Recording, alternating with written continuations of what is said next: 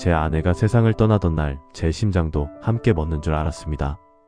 다시는 사랑 때문에 가슴이 뛸 일은 없을 거라고 그렇게 믿었습니다. 그런데 72, 제 나이 72의 낯선 소독약 냄새가 가득한 곳에서 멎었던 심장이 미친 듯이 다시 뛰기 시작할 줄 누가 알았겠습니까? 평생을 교단에서 아이들에게 국어를 가르쳤던 박정호 씨.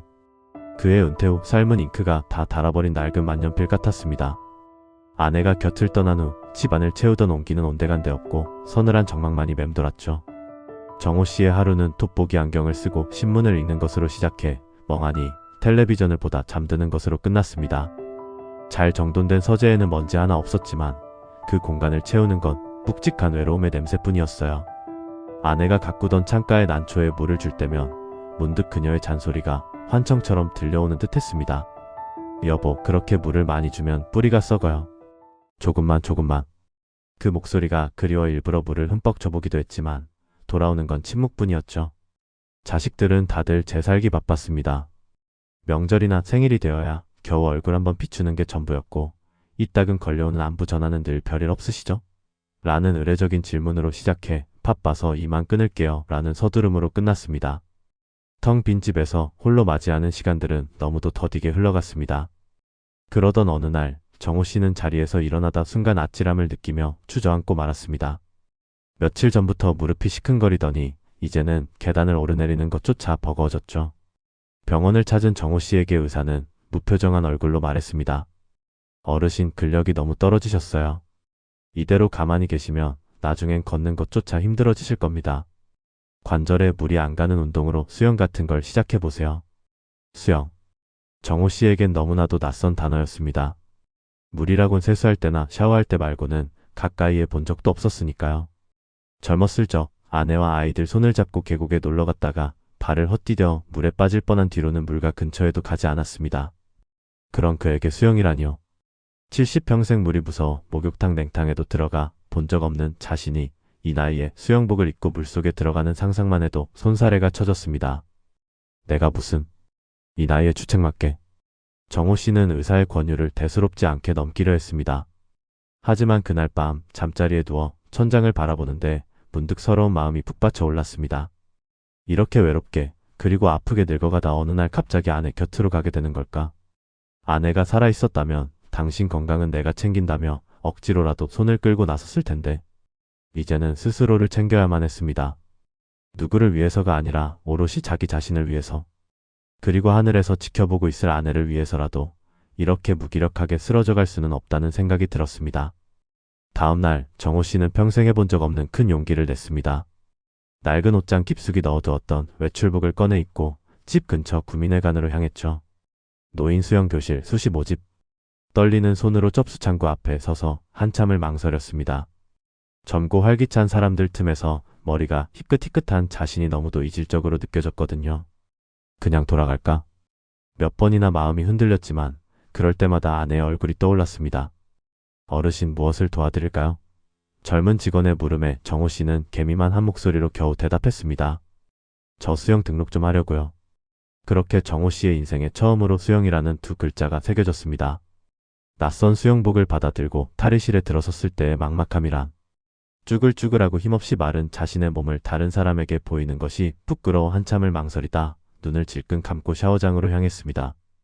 후끈한 열기와 소독약 냄새, 아이들의 시끄러운 웃음소리가 뒤섞인 수영장은 정호 씨가 살아온 고요한 세상과는 완전히 다른 곳이었습니다. 그리고 마침내 그의 발끝에 차가운 물이 닿았습니다. 심장이 쿵 하고 내려앉는 기분이었죠. 물에 대한 오랜 공포가 온몸을 휘감았습니다. 한 발 한 발 마치 살얼음판을 걷듯 조심스럽게 물속으로 몸을 담갔습니다. 물은 생각보다 깊었고 발이 바닥에 닿지 않을지도 모른다는 공포에 온몸이 경직되었습니다. 자, 어르신들. 오늘 새로 오신 박정호 회원님이십니다. 다들 박수 한번 쳐주세요. 우렁찬 목소리와 함께 나타난 건 28살의 젊은 수영 강사 최민준이었습니다. 어르신 처음이시죠? 괜찮아요. 물이랑 친해지는 것부터 천천히 할 거니까 아무 걱정 마세요. 민준 강사의 싹싹한 미소에 긴장이 아주 조금은 누그러지는 듯 했습니다. 하지만 정호 씨는 여전히 수영장 가장자리의 차가운 타일을 두 손으로 꽉 붙잡은 채 차마 몸을 뗄 수가 없었습니다. 물속에 잠긴 자신의 늙고 초라한 모습이 그리고 어찌할 바를 모르는 이 상황이 한없이 서글프게만 느껴졌습니다. 내가 여기서 뭘 하고 있는 거지? 역시 무리였나? 후회와 자책이 파도처럼 밀려오던 바로 그 순간이었습니다. 커다란 통창으로 쏟아져 들어오는 햇살에 부서지는 윤슬이 마치 보석가루를 뿌려놓은 듯 반짝였습니다.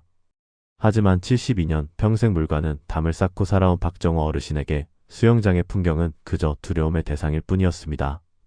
심장까지 얼어붙을 듯 차가운 물의 감촉과 코를 찌르는 소독약 냄새, 귓가를 웅웅 울리는 사람들의 목소리가 한데 뒤섞여 어지러울 지경이었죠.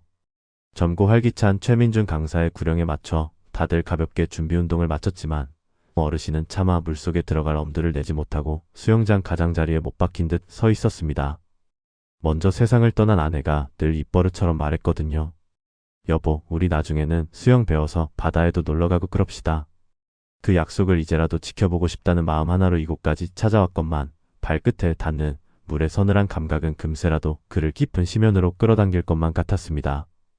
그의 망설임을 눈치챈 최민준 강사가 싹싹하게 다가와 말을 건넸습니다. 어르신 괜찮으세요? 처음에는 다 무서운 법이에요. 자, 제 손 잡고 천천히 한번 들어와 보시겠어요? 손잡벌되는 젊은이의 따뜻한 격려에 어르신은 마지못해 한 발 한 발 물속으로 몸을 담갔습니다. 하지만 가슴팍까지 물이 차오르자 숨이 턱 막히는 공포가 다시 온몸을 덮쳐왔습니다. 발이 바닥에 닿지 않는다는 원초적인 두려움에 몸은 돌덩이처럼 굳어버렸고 팔다리는 제멋대로 허공을 허우적거렸습니다. 평생을 교단에 서서 아이들에게 지혜와 용기를 가르쳐왔던 체면이 무색하게 그는 지금 물에 빠진 생쥐처럼 초라하고 무력했습니다. 어르신, 힘 빼셔야 해요. 힘. 몸에 힘이 들어가면 더 가라앉아요. 자, 숨 참고 발차기. 강사의 외침이 아득하게 들려왔지만 머릿속은 이미 새하얗게 비어버린 뒤였습니다. 그저 이 끔찍한 상황에서 벗어나고 싶다는 생각뿐이었죠. 그렇게 몇 번을 허우적거리다 차가운 물을 한 모금 삼키고 만 순간 그의 눈에 믿을 수 없는 광경이 펼쳐졌습니다. 저만치 떨어진 레인에서 한 여인이 물살을 가르고 있었습니다. 아니, 가른다는 표현은 맞지 않았습니다. 마치 물과 한 몸이라도 된 듯 부드럽고 유연한 몸짓으로 물결을 어루만지며 미끄러져 나아가고 있었으니까요. 힘겹게 물과 사투를 벌이는 자신과는 너무나도 다른 평화롭고 우아한 모습이었습니다. 희끗희끗한 머리카락을 단정하게 수영모 안에 갈무리했지만 물속에서의 몸짓은 20대 처녀처럼 가볍고 자유로워 보였습니다. 첨벙거리는 소리 하나 없이 오직 잔잔한 물결만을 남기며 레인 끝까지 나아가는 모습은 마치 한 마리의 인어를 보는 듯했습니다.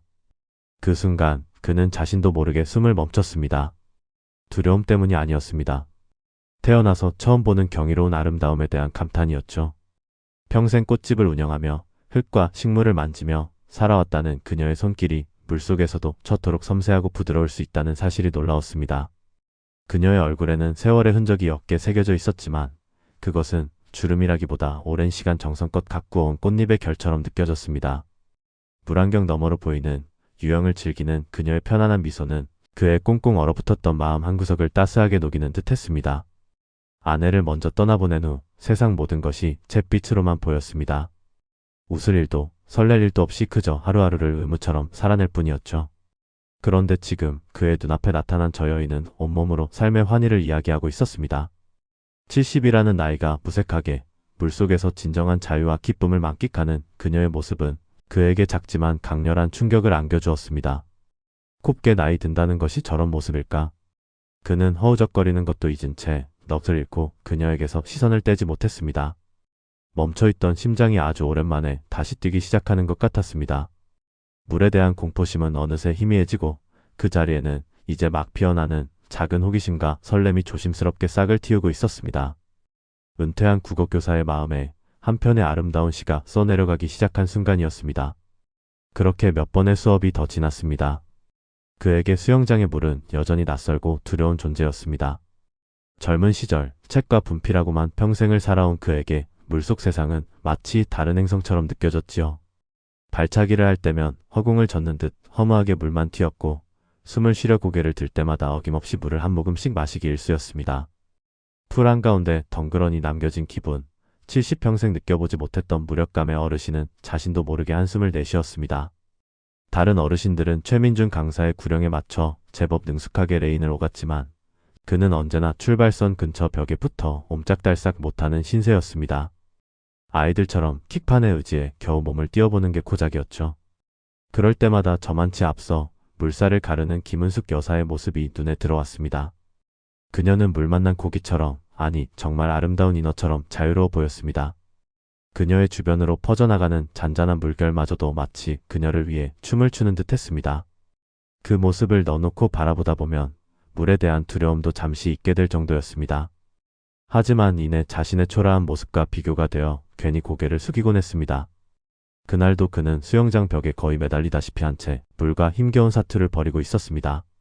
이 나이에 내가 무슨 부귀영화를 누리겠다고.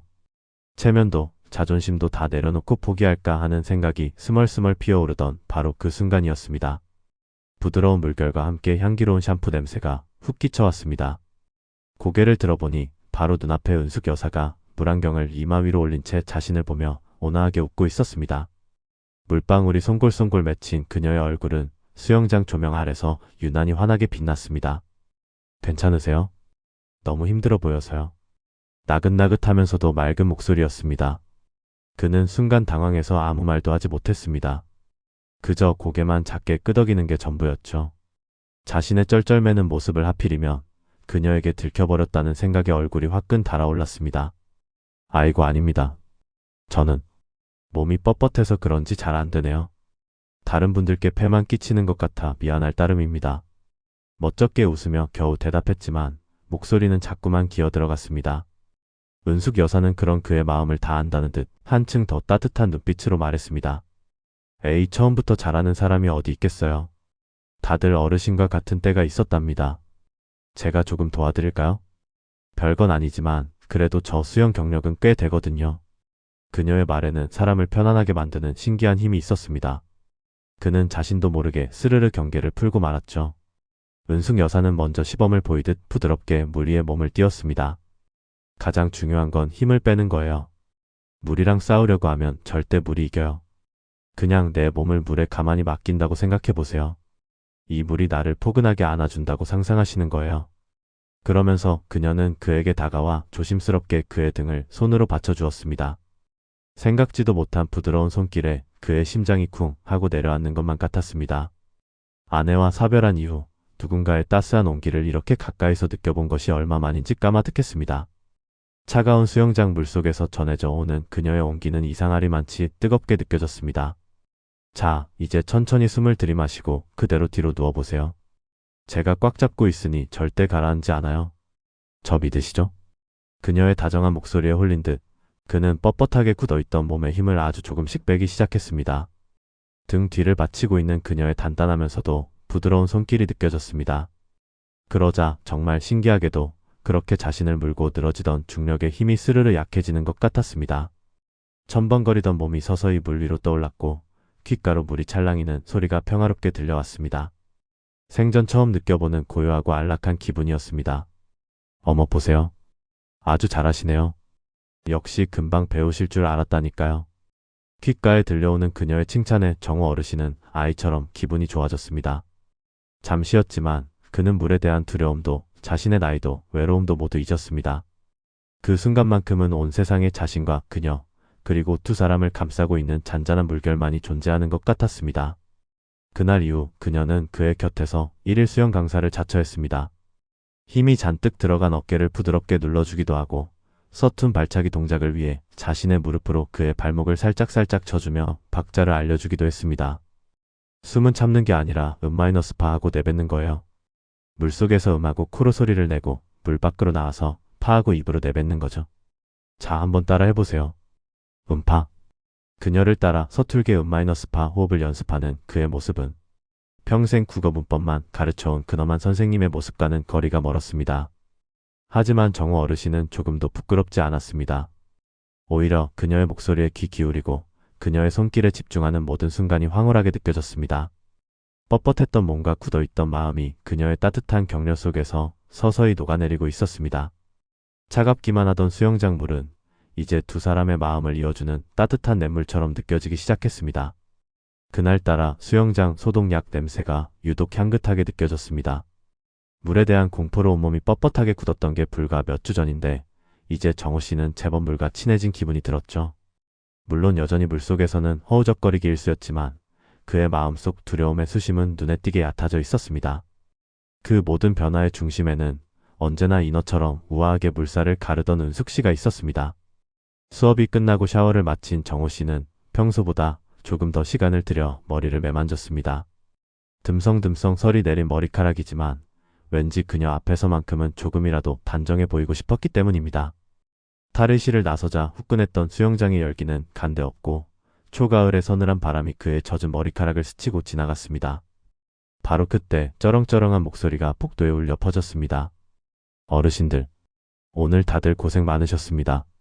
날도 쌀쌀한데 그냥 가지 마시고 1층 휴게실에서 따뜻한 쌍화차 한 잔씩 하고 가세요. 제가 쏩니다.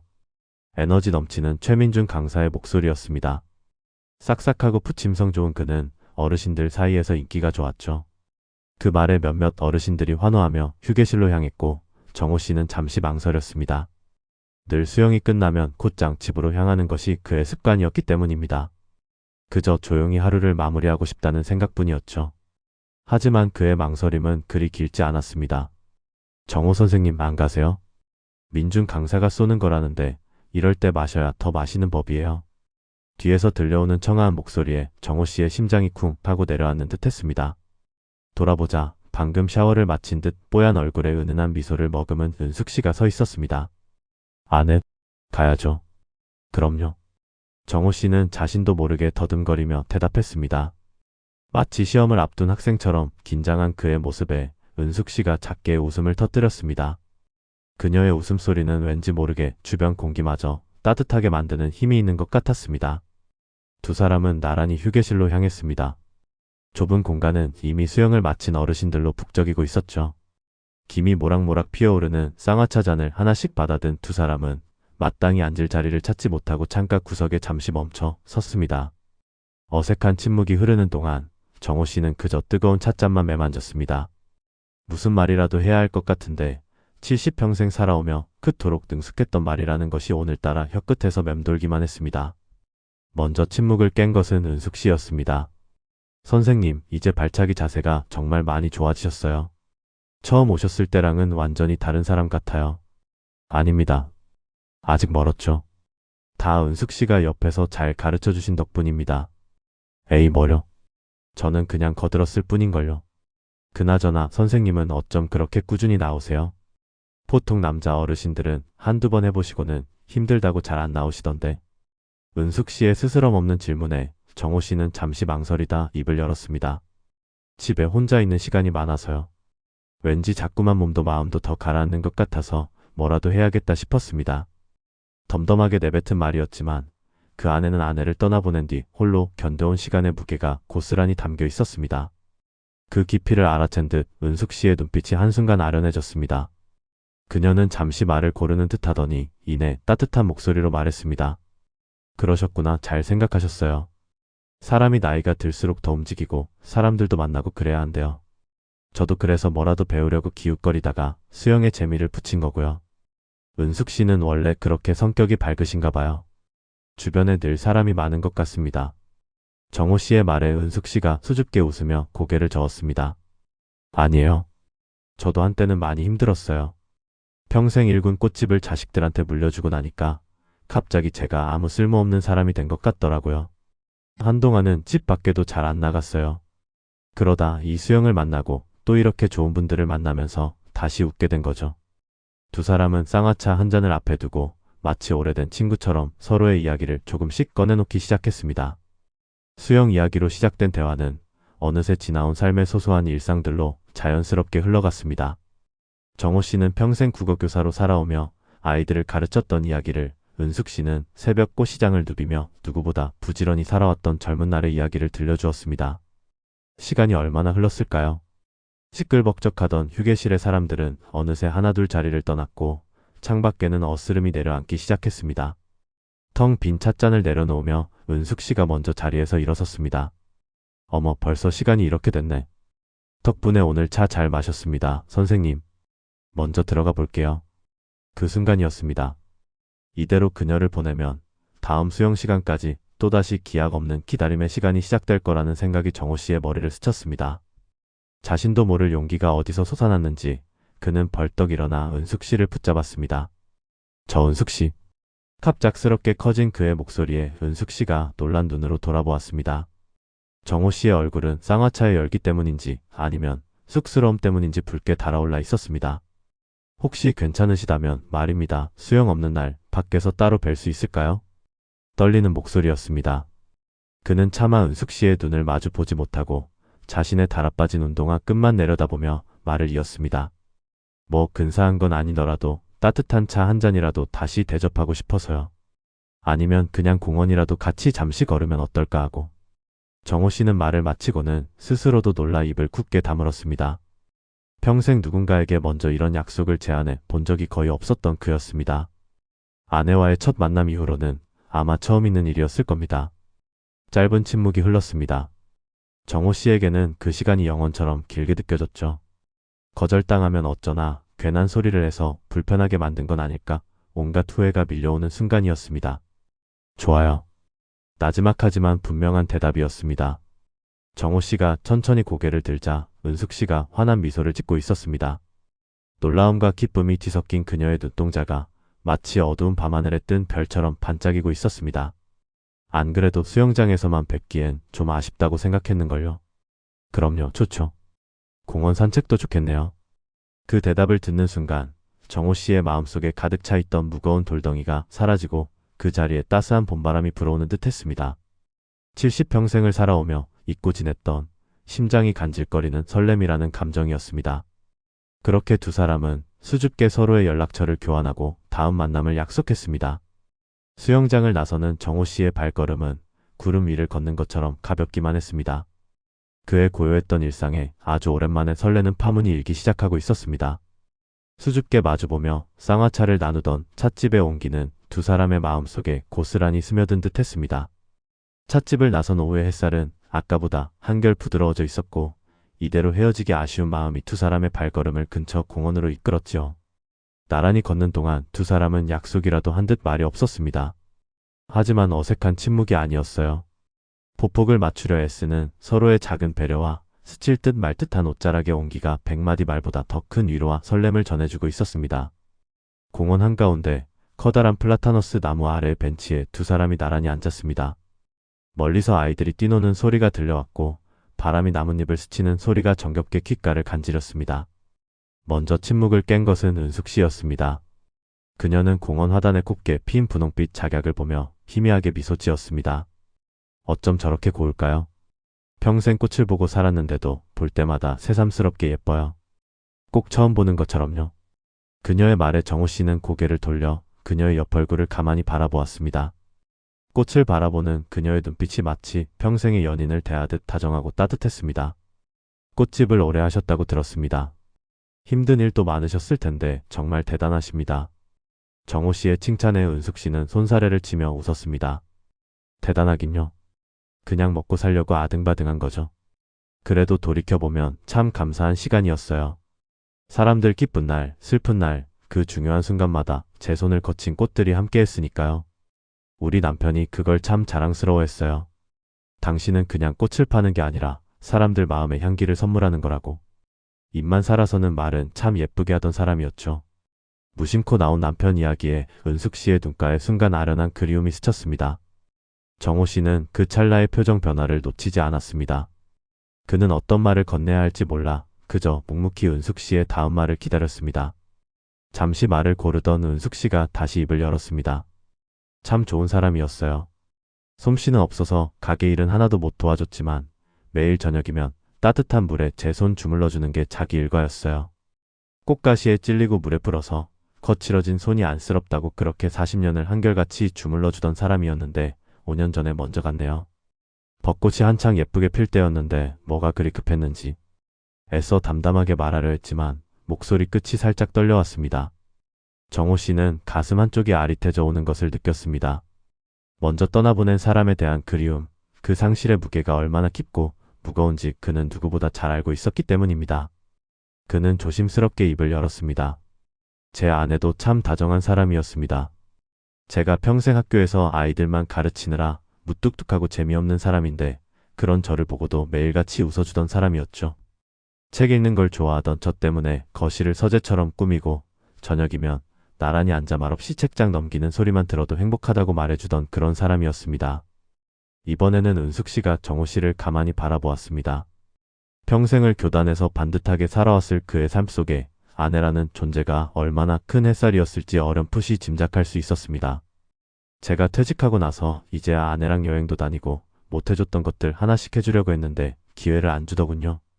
제 퇴직 선물이라며 등산복을 한 벌 싹 사줬는데 그걸 같이 입고 산에 한번 못 가보고 3년 전에 먼저 하늘로 갔습니다. 옷장 안에 아직도 그때 그 등산복이 그대로 걸려 있어요. 그걸 볼 때마다 마음이 참 그래요. 두 사람 사이에는 잠시 침묵이 흘렀습니다. 하지만 그 침묵은 어색하거나 불편한 것이 아니었습니다. 살아온 환경도 성격도 다른 두 사람이었지만 사랑하는 사람을 먼저 떠나보낸 아픔이라는 공통된 상처 위에서 서로의 마음을 깊이 들여다보고 있었습니다. 서로의 상처를 확인하고 그 깊이를 가늠하며 조용히 마음으로 상대의 어깨를 토닥여주는 그런 따뜻하고 다정한 침묵이었습니다. 혼자 남겨진다는 게 그런 거더라고요. 세상 모든 소리가 다 꺼져버린 것처럼 정막만 남는 거요. 자식들이 아무리 잘해줘도 채워지지 않는 빈자리가 있잖아요. 은숙 씨의 나지막한 말에 정호 씨는 깊게 고개를 끄덕였습니다. 맞습니다. 집 안 가득하던 온기가 하룻밤 사이에 다 사라져버린 것 같았어요. 텅 빈 밥상에 마주 앉을 사람도 없고 시시콜콜한 이야기를 나눌 사람도 없다는 사실이 노년의 외로움은 생각보다 훨씬 더 혹독하더군요. 두 사람은 그렇게 한참 동안 각자의 배우자를 추억했습니다. 함께 웃었던 날들, 사소한 일로 다투었던 기억, 그리고 더 잘해주지 못했다는 미안함과 후회까지. 누군가에게는 부끄러워 차마 꺼내지 못했을 속 깊은 이야기들이었지만 이상하게도 서로에게는 술술 털어놓을 수 있었습니다. 나의 아픔을 온전히 이해해줄 사람이라는 믿음이 있었기 때문일까요? 이야기를 나누는 동안 두 사람은 서로가 살아온 세월의 결을 어루만져주고 있었습니다. 그것은 단순한 동정이 아니었습니다. 같은 아픔을 겪어낸 사람만이 건넬 수 있는 깊은 공감과 위로였습니다. 해가 뉘엿뉘엿 서쪽으로 기울고 공원에는 주황빛 노을이 내려앉기 시작했습니다. 플라타너스 나뭇잎 사이로 부서지는 햇살이 두 사람의 얼굴을 따스하게 비쳤습니다. 그래도 이렇게 다시 누군가와 마주 앉아 지난 이야기를 할 수 있는 날이 오네요. 참 신기한 일이에요. 은숙 씨가 노을을 바라보며 나지막이 말했습니다. 그 말에 정호 씨는 더없이 따뜻하고 부드러운 미소로 화답했습니다. 그러게 말입니다. 혼자 걷는 길인 줄로만 알았는데 이렇게 나란히 앉아 같은 하늘을 보게 될 줄은 정말 몰랐습니다. 벤치에 나란히 앉은 두 사람의 그림자가 길게 하나로 이어지고 있었습니다. 수십 년의 세월과 각자의 아픔을 넘어 두 개의 외로운 섬은 비로소 서로를 알아보고 조용히 손을 내밀 준비를 하고 있었습니다. 70년 인생의 황혼역에서 두 사람은 서로의 상처를 보듬는 가장 따뜻한 빛이 되어주고 있었습니다. 수영장 특유의 소독약 냄새와 사람들의 활기찬 웃음소리가 뒤섞인 공기. 언제부턴가 박정호 씨에게 일주일 중 가장 기다려지는 순간은 바로 이 물내음 가득한 공간에 들어서는 때가 되었습니다.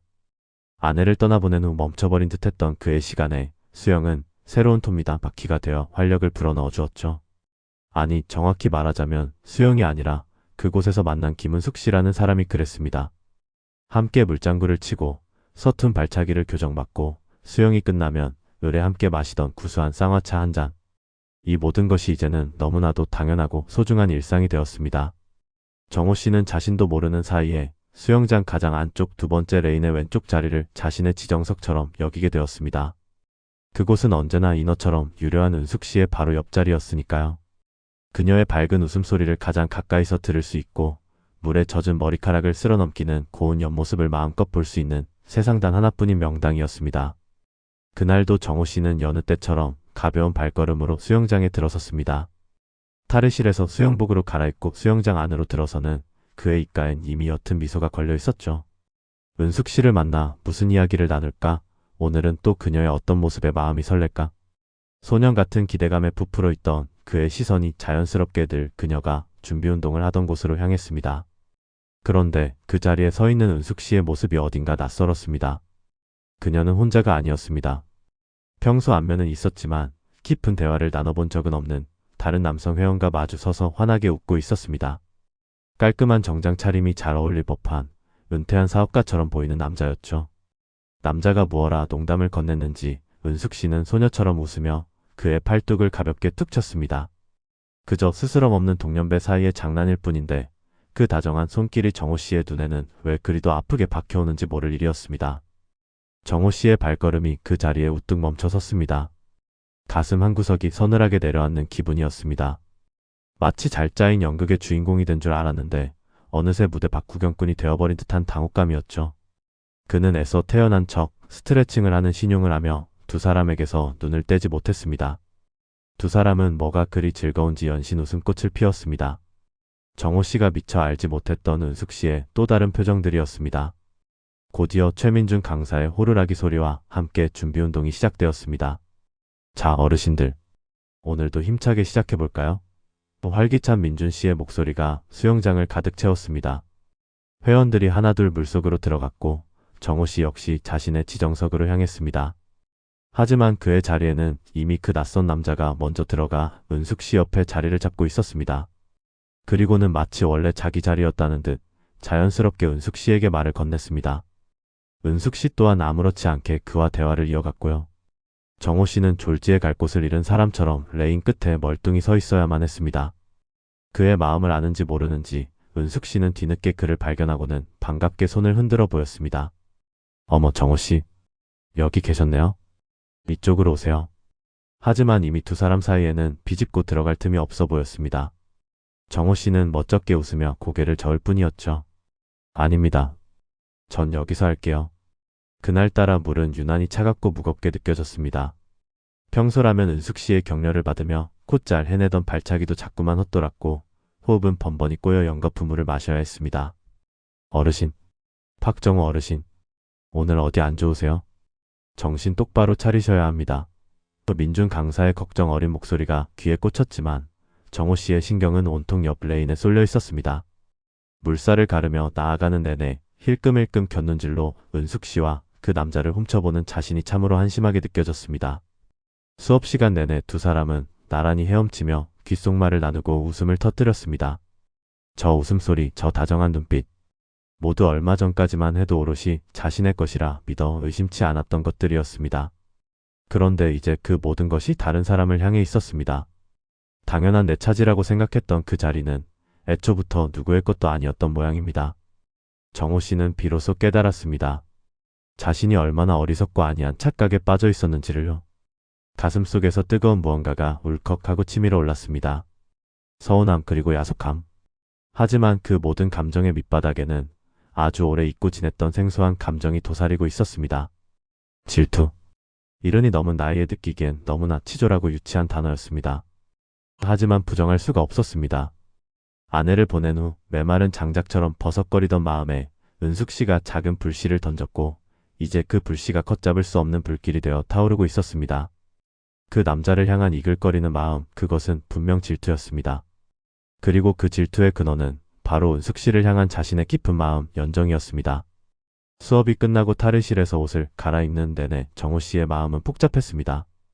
이대로 그녀를 놓쳐버릴지도 모른다는 조바심이 목구멍까지 차올랐습니다. 그때 옆에서 옷을 갈아입던 남자들의 대화가 그의 귀에 날아와 박혔습니다. 아까 그 남자였습니다. 김은숙 씨 말이야. 참 고운 분이야. 이번 주말에 같이 산에나 한번 가자고 해볼까 하는데 어떨까 몰라.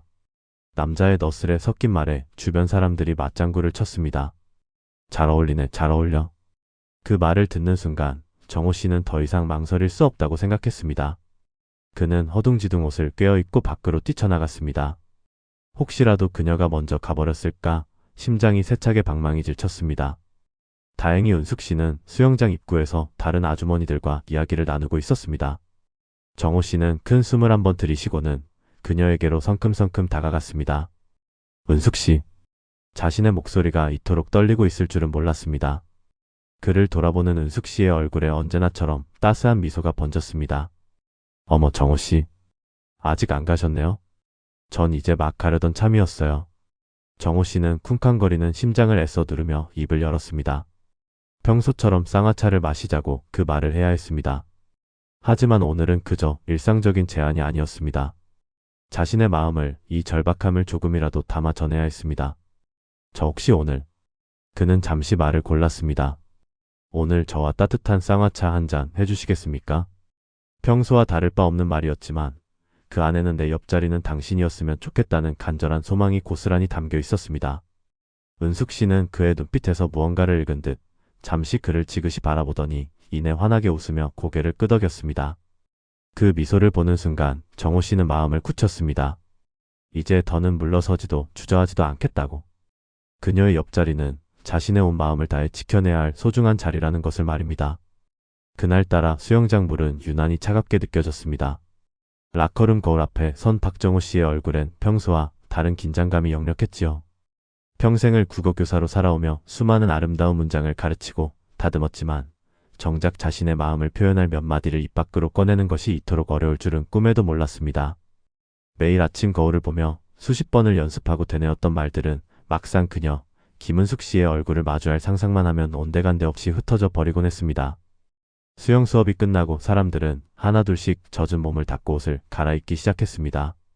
시끌벅적하던 수영장이 조금씩 한산해질 무렵 정호 씨의 심장은 오히려 더 요란하게 뛰기 시작했죠. 지난 며칠간 그는 다른 할아버지와 다정하게 웃으며 이야기하던 은숙 씨의 모습을 떨쳐낼 수가 없었습니다. 그저 같은 반 회원일 뿐이라고 너무나 당연한 일이라고 스스로를 다독였지만 가슴 한구석이 쿡쿡 쑤셔오는 것은 어쩔 수 없었습니다.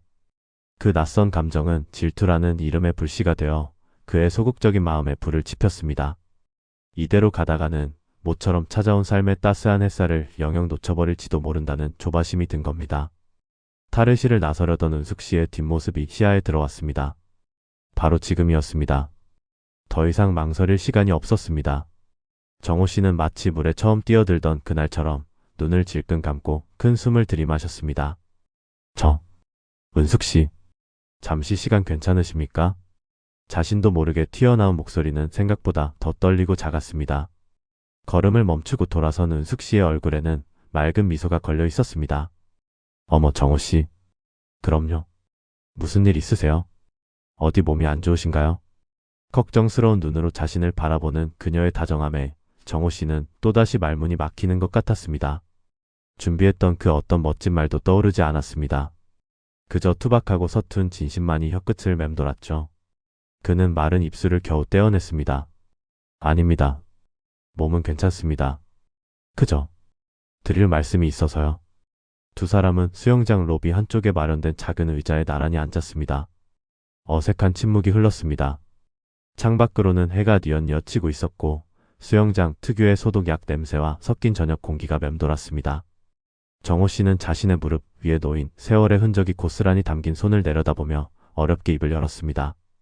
제가 수영을 처음 시작했을 때를 기억하십니까?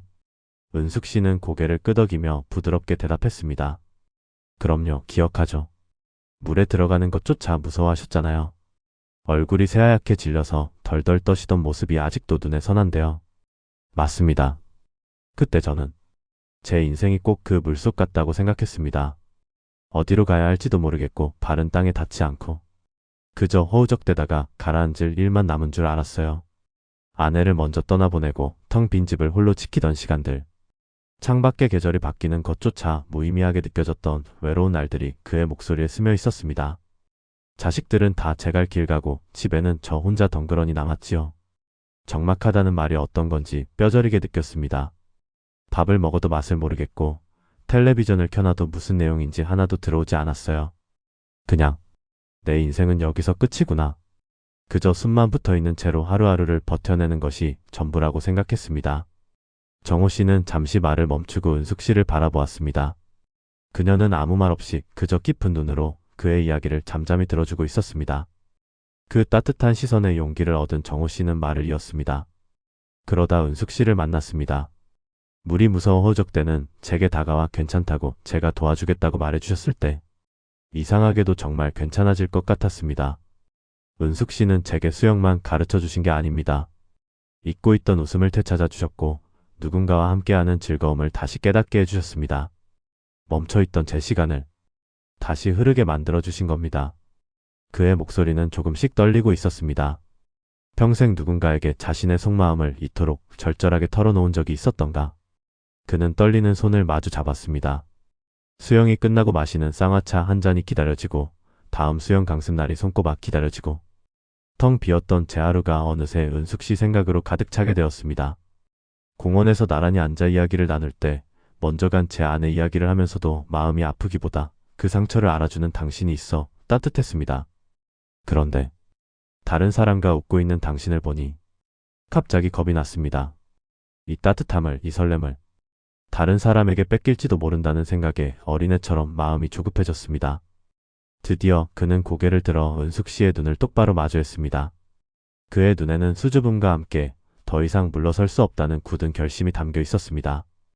은숙 씨, 저는 살아온 날보다 살아갈 날이 훨씬 짧은 사람입니다. 그래서 더 이상 시간을 낭비하고 싶지 않습니다.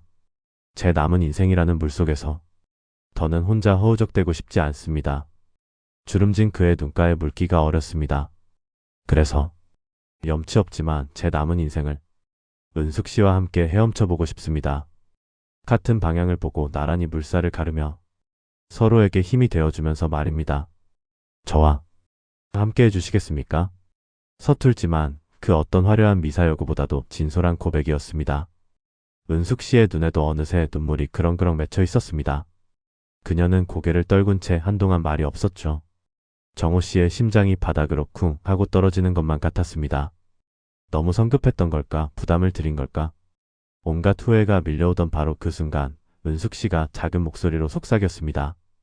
저는 정호 씨보다 수영은 잘하지만 사실 저도 혼자서는 그저 물에 떠 있는 것밖에 못했어요.